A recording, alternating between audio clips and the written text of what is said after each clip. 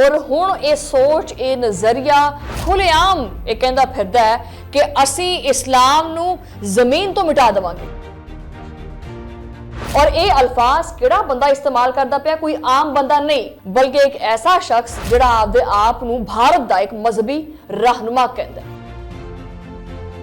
और यही सब तो खतरनाक पहलू है क्योंकि इन्हां लोकां नूं दूसरे मजीद जिहड़े लोग ने वो फॉलो करते हैं, क्योंकि जदों नफरत नूं मजहब दे लबादे दे विच लपेटिया जावे तां सिर्फ एक राय नहीं रहिंदी बल्कि वो उस मुआशरे वास्ते जहर बन जाती है। भारत आपदे आप नूं विश्व गुरु कहंदा है, अखंड भारत बनाउणा चाहता है। इत्थे बह के कम से कम ये चीज़ बड़े वसूख नाल कह सकदी हां कि पाकिस्तान दे विच कोई भी बंदा जिहड़ा ना किसी भी मजहब तो ताल्लुक रखने वाले बंदे नूं इस वास्ते नहीं मिटाउणा चाहता कि उहदा मजहब इस्लाम नहीं है,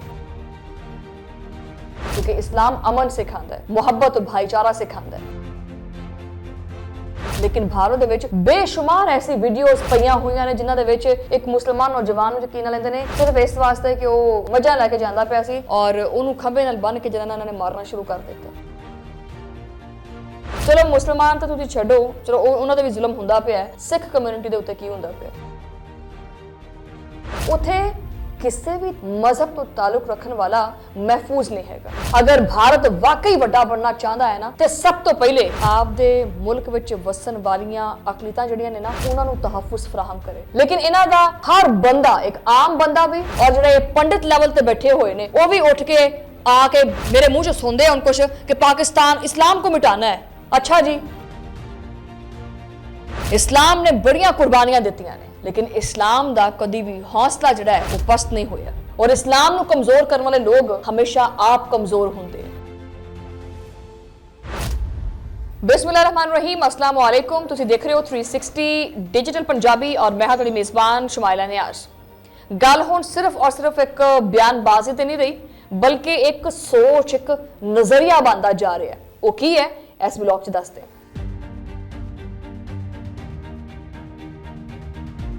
सो नाज़रीन, सिर्फ ये बयानबाजी नहीं रही, वही गल कि एक सोच बन चुकी है और हुण ये सोच, ये नजरिया खुलेआम ये कहंदा फिरदा है कि असीं इस्लाम नूं जमीन तो मिटा देवांगे। और ये अल्फाज किहड़ा बंदा इस्तेमाल करदा पिया, कोई आम बंदा नहीं बल्कि एक ऐसा शख्स जिहड़ा आपदे आप नूं भारत दा एक मजहबी रहनुमा कहंदा है।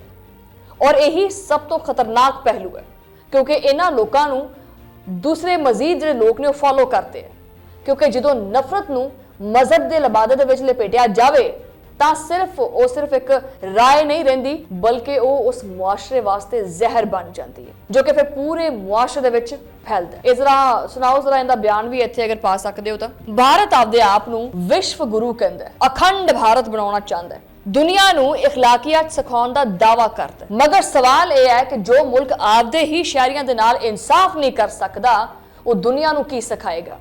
जो इस चीज नूं देखदा है कि इत्थे हिंदू किहड़ा ते मुसलमान किहड़ा है, जिहड़ा इस बंदा इस चीज नूं देखदा है और वड्डे वड्डे दावे करदा है ते ओ खुद ब खुद पूरी दुनिया दे अगे बेनकाब हो जाता है। मुसलमानां दे खिलाफ खुलेआम नफरत अंगेज तकारीर हुंदियां ने, उन्हां दे घरां दे उत्ते बलडोजर चलाए जांदे ने, उन्हां दी जिहड़ी शनाख्त है ना उहनूं निशाना बनाया जांदा है। और ये सारा कुछ ऐदां बोलना कि जिवें कोई गल ही नहीं हैगी, जिवें कोई मामूल दी गल है, एक बड़ी मामूली जी गल है।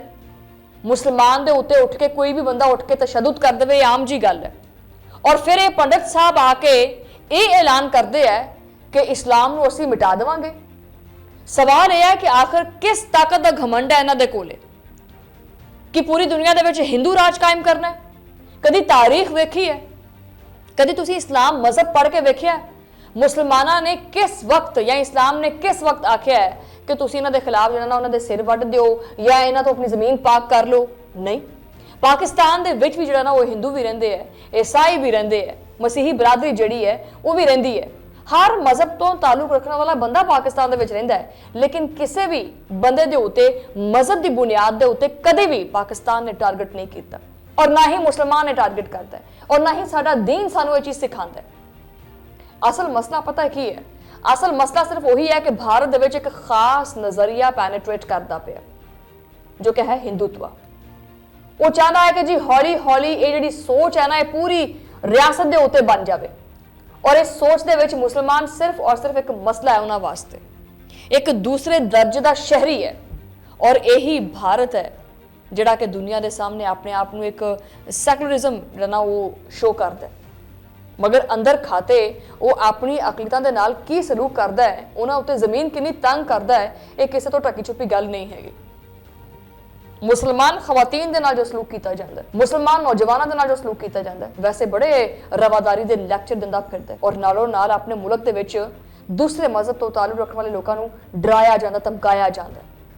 ये मामला पहले इन्ना तूल नहीं इन्हें फड़िया सी जिन्ना इन्हें हुण फड़ लिया, सिर्फ इस वास्ते कि भारत को अखंड भारत और विश्व गुरु बनाया जाए। इत्थे सिर्फ हिंदू मजहब का बोलबाला होवे, इत्थे बाकी मजहब होवे ना होवे, खास करके मुसलमान जिहड़ा हैगा वो इत्थे नहीं होना चाहता।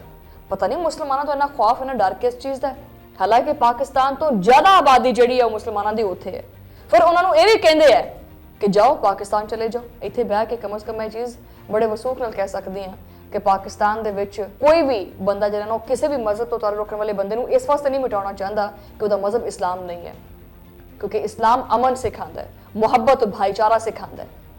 ठीक है, रियासती सतह के उत्ते पाकिस्तान दूसरे मजाहिब का अकलीतां का तहफ़ुज़ भी दिंदा है उन्होंने और उन्होंने मजहब का एहतराम भी करता है।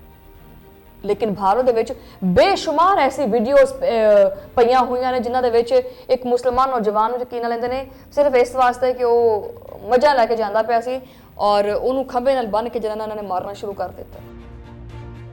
दर्जनों वीडियोज़ पईयां हुईयां ने, तुसीं चैक कर सकते हैं नैट दे उत्ते।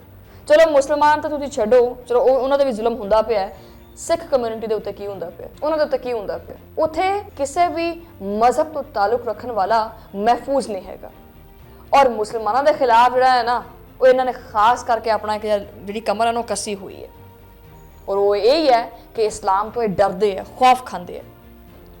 और एक गल अपने पल्ले बंद हो, जो लोग इस्लाम नूं मिटाउण दी गल करते वो दरअसल आपदी साख नूं मिटांदे पे है, क्योंकि जी नफरत हुंदी है ना, जिहड़ा बंदा नफरत का बीज बोचदा है उसदा हमेशा अंजाम रसवाई हुंदा है।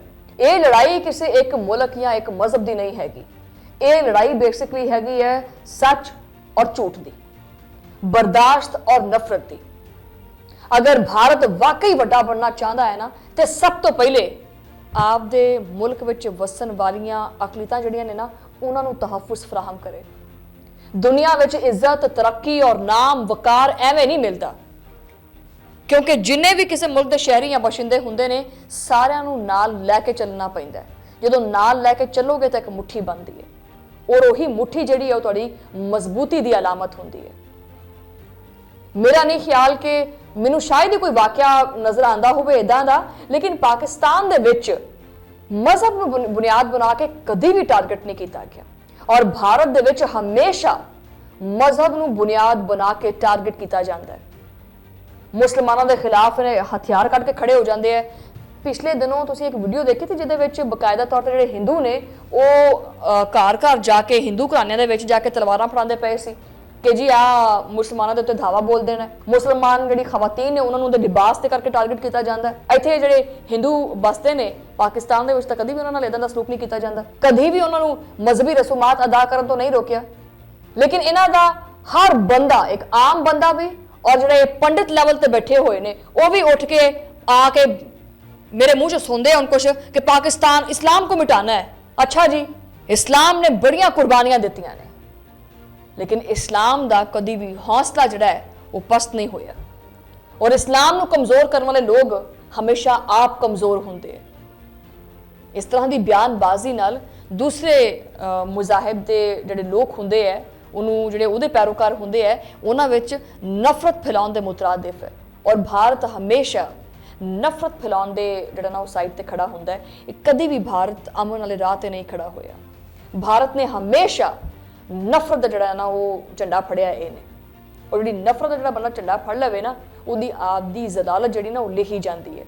जिद्दां कि भारत की जिहड़ी जलालत है ना ये आने वाले दिनों दे विच जिहड़ी तारीख लिखी जानी है। मैं तो पहले भी चीज़ कही सी कि जिहड़ा तारीखदान भारत की तारीख लिखदा पिया है ना उन्होंने चाहिए है कि वह भारत की तारीख ना लिखे बल्कि काली स्याही फड़े और किताब के उत्ते डोल देवे, क्योंकि भारत की तारीख जिहड़ी है वो काली है, स्याह है, तो स्याह के उत्ते कुछ लिखने की जरूरत नहीं हैगी। ਇਹ ਅੱਜ ਵੀ ਸਿਆਹ, ਇਹ ਪਹਿਲੇ ਵੀ ਸਿਆਹ ਸੀ, ਇਹ ਆਉਣ ਵਾਲੇ ਦਿਨਾਂ ਦੇ ਵਿੱਚ ਸਿਆਹ ਹੀ ਰਹੇਗੀ। ਬਹਰਹਾਲ ਛੱਡੋ ਯਾਰ, ਵਲੌਗ ਆਪਾਂ ਇੱਥੇ ਖਤਮ ਕਰਦੇ ਹਾਂ। ਤੁਹਾਡੇ ਨਾਲ ਮੁਲਾਕਾਤ ਹੁੰਦੀ ਹੈ ਅਗਲੇ ਵਲੌਗ ਦੇ ਵਿੱਚ। ਉਦੋਂ ਲਈ ਅੱਲਾ ਨੇ ਕੇ ਬਾਨ।